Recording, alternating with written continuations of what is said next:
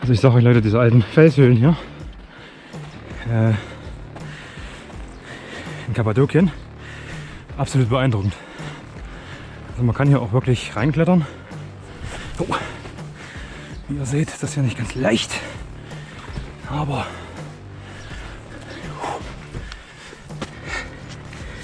das Abenteuer wartet.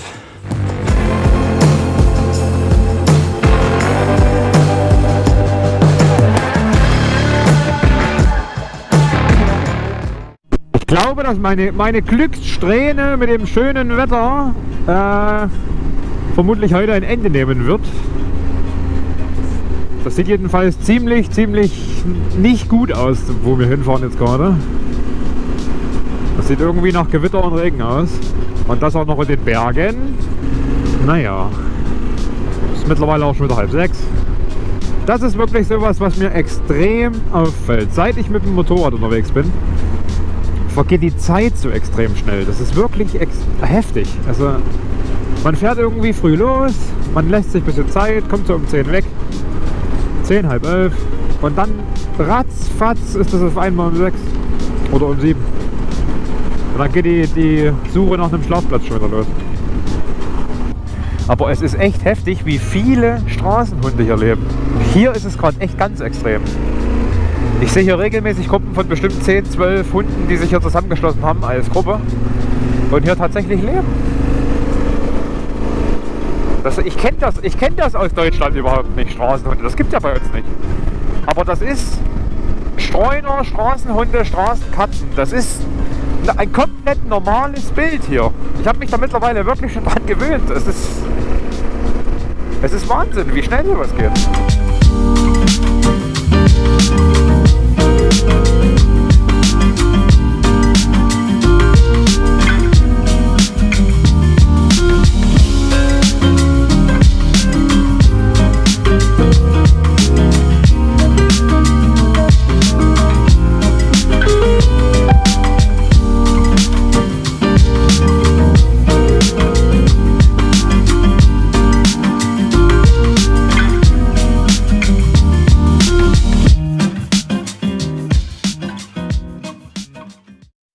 Was soll ich euch sagen? Ich lerne einfach nicht aus meinen Fehlern. Wie ihr seht, irre ich schon wieder mal im Gebirge herum, auf der Suche nach einem Schlafplatz. Irgendwie, wie das Gefühl fast immer auftritt. Ich habe jetzt was gefunden. Ich habe hier Google Maps auf. Da fahre ich jetzt mal hin. Das ist wohl so eine ganz kleine Pension. Wie ihr seht, hier ist nichts. Ich hoffe, dass das wenigstens irgendwas ist oder wenigstens auf hat. Weil wenn nicht, wird das höchstwahrscheinlich eine Wildcamping-Action heute Nacht. Weil ich nämlich vorhin schon meine Camping-Apps durchforstet habe. Und ich bin leider gerade in einem Gebiet in der Türkei, wo absolut nichts ist. Also hier ist wirklich nichts. Ich bin hier teilweise eine halbe Stunde unterwegs, dass hier mal irgendjemand kommt, dass ich mal irgendeine Menschenseele sehe. Und zwischen den Tankstellen hier sind teilweise 50 oder 100 Kilometer. Also es ist wirklich heftig. Ich habe gerade eine Tankstelle gefunden, habe voll gemacht. Und jetzt bin ich gerade dahin unterwegs, wo ich hin möchte. Aber irgendwie, ich muss mir das wirklich abgewöhnen. Das geht so nicht. Da hinten sind auf jeden Fall irgendwelche ganz schneebedeckten Berge. Ich muss nachher mal googeln, was das ist da drüben.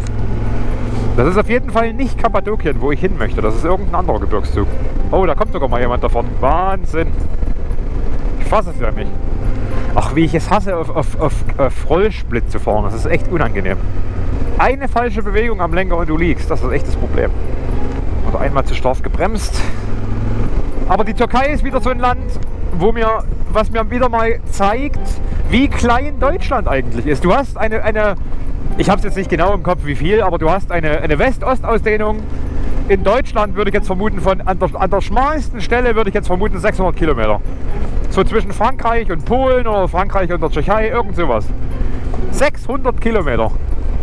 Du hast allein in der Türkei eine West-Ost-Ausdehnung von knapp 2000 Kilometer.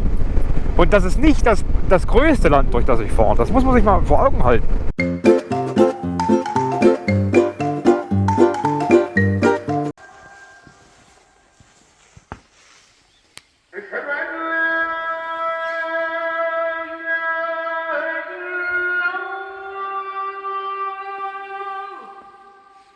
Ich habe eine Küche in meinem Zimmer. Ja. Dann habe ich ein kleines Bett. Einen Fernseher, der ungefähr 30 Jahre alt ist. Und ein Bad, was keinen Abfluss hat, sondern ein Sickerloch. Das ist meine Spüle. Sieht auf jeden Fall gesund aus. Und das ist irgendein anderes Abflussloch. Ich vermute, dass hier früher mal irgendwie ein Klo war. Naja, aber ich sag mal so, es ist besser als nichts. Ich finde das immer wieder erstaunlich, dass teilweise in diesen Ländern, die so groß sind, da kommt hunderte Kilometer wirklich kaum irgendwas und dann auf einmal fährst du in so eine Stadt hier rein. Also ich bin jetzt hier gerade nach Ankara reingefahren. Das ist ja wirklich eine gigantische Stadt. Das ist schon groß. Ich meine, hier leben, glaube ich, 5 Millionen, 6 Millionen Menschen leben hier, glaube ich. Also die Stadt ist nicht halb so groß wie Istanbul, aber trotzdem ein ganzes Stückchen größer als Athen, muss man wirklich sagen. Aber sehr gut ausgebaut. Sehr, sehr, sehr gut ausgebaut. Aber das ist halt auch das machtpolitische Zentrum der Türkei. Hier sitzt die Regierung von der Türkei. Hier sitzt Erdogan auch im Präsidentenpalast. Dementsprechend ist das natürlich ja auch ein kleines bisschen so repräsentativ nach außen. Gehe ich mal ganz stark davon aus. Daher wird der gute Erdogan hier nichts anbrennen lassen, denke ich.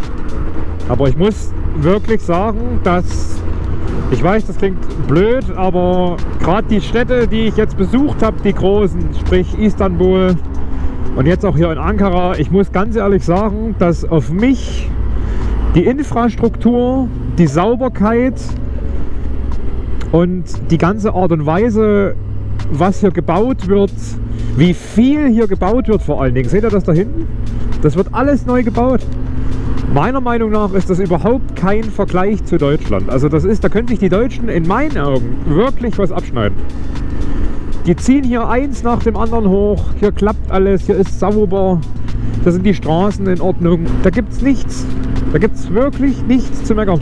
Und wir in Deutschland, wir können nicht mal einen Flughafen bauen. Das ist traurig, ist das. Das ist wirklich traurig.